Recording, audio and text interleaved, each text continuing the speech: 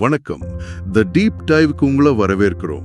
இன்னைக்கு நாம பார்க்க போற விஷயம் டெக்னாலஜி, பாதுகாப்பு, அப்புறம் தனி மனித உரிமை.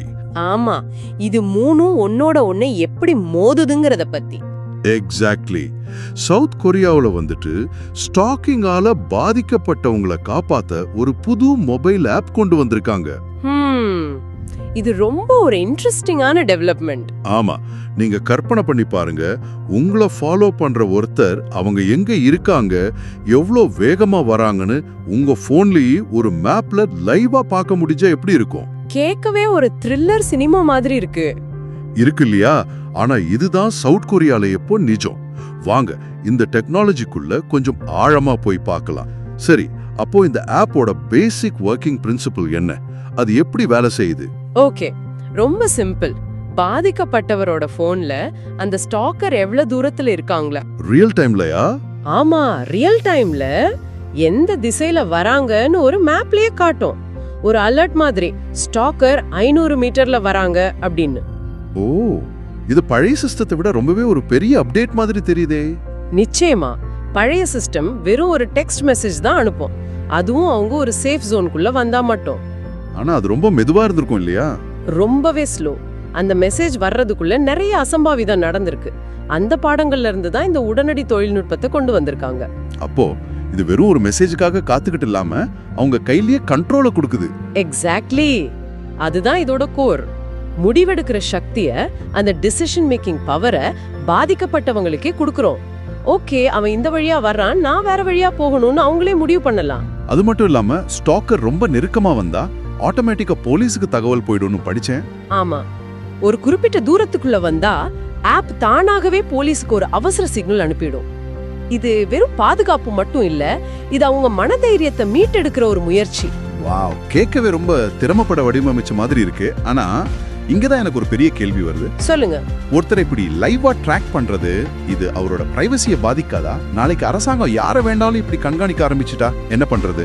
இது ரொம்ப ஒரு வேலிடான கேள்வி.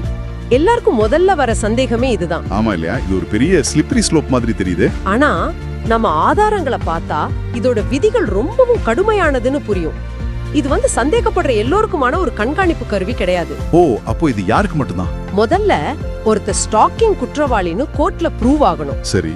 ரெண்டாவது, அந்த குற்றவாளியால பாதிக்கப்பட்டவருக்கு உயிருக்கு ஆபத்து இருக்குன்னு ஒரு நீதிபதி நம்பணும். ஓகே, அப்போ ஒரு கோர்ட் ஆர்டர் வேணும். ஆமா, ஒரு ஜட்ஜ் ஆர்டர் போட்டா மட்டும்தான் அந்த குற்றவாளியோட கால்ல ஒரு எலக்ட்ரானிக் ஆங்கிள் மானிட்டர் மாட்டுவாங்க. அந்த மானிட்டர் தான் இந்த ஆப்புக்கு சிக்னல் அனுப்புது. அப்போ இது ஒரு போலீஸ் சர்வேலன்ஸ் டூல் கிடையாது, இது ஒரு விக்டிம் சேஃப்டி டூல். இந்த வித்தியாசம் ரொம்ப முக்கியம். சரியா சொன்னீங்க. இது குற்றம் நடந்த பிறகு பாதிக்கப்பட்டவங்களை பாதுகாக்கிற ஒரு கருவி மட்டுமே. ஆனா இந்த டெக்னாலஜி 100% நம்பகமானதா? ஒருவேளை ஜிபிஎஸ் சிக்னல் கட் ஆயிட்டா, இல்ல அந்த குற்றவாளி அந்த ஆங்கிள் மானிட்டரை கழட்ட முயற்சி செஞ்சா? நல்ல பாயிண்ட். எந்த டெக்னாலஜியுமே 100% ஃபுல் ப்ரூஃப்னு சொல்ல முடியாததான். ஆனா இதுக்குள்ளேயும் பாதுகாப்பு அம்சங்கள் இருக்கு. எப்படின்னு கொஞ்சம் சொல்லுங்களேன். யாராவது அந்த ஆங்கிள் மானிட்டரை சேதப்படுத்தவோ கழட்டவோ முயற்சி செஞ்சா அது உடனடியாக போலீஸ் கண்ட்ரோல் ரூமுக்கு ஒரு டேம்பரிங் அலர்ட் அனுப்பணும். ஓ, அப்போ அதுக்குன்னு ஒரு சேஃப்கார்ட் இருக்கு. இது ஒரு முழுமையான தீர்வு இல்லைனாலும் பழைய சிஸ்டமை விட பல மடங்கு மேம்பட்ட ஒரு பாதுகாப்பு அமைப்பு இது. அப்போ நாம இதையெல்லாம் சேர்த்து பார்க்கும்போது இது வெறுமனே ஒரு ட்ராக்கிங் ஆப் இல்லவே இல்ல. இது சட்டத்தோட கடுமையான கட்டுப்பாடுகளுக்குள்ள நிரூபிக்கப்பட்ட குற்றவாளிகள் கிட்ட இருந்து மக்களை பாதுகாக்கிற ஒரு முழுமையான அமைப்புன்னு சொல்லலாம். ஆமா, இது தண்டனையை விட தடுப்புக்கு, பிரிவென்ஷனுக்கு முக்கியத்துவம் கொடுக்குது. இது குற்றவியல் நீதியிலேயே ஒரு பாரடைம் ஷிஃப்ட்னு சொல்லலாம். நிச்சயமா, நம்மளோட இந்த உரையாடல் ஒரு முக்கியமான சிந்தனையோட முடியுது. ஆமா, இப்ப நீங்க யோசிச்சு பாருங்க, இந்த மாதிரி ஒரு சக்தி வாய்ந்த டெக்னாலஜிய குடும்ப வன்முறை மாதிரி வேற குற்றங்களுக்கு பயன்படுத்தலாமா? நல்ல கேள்வி.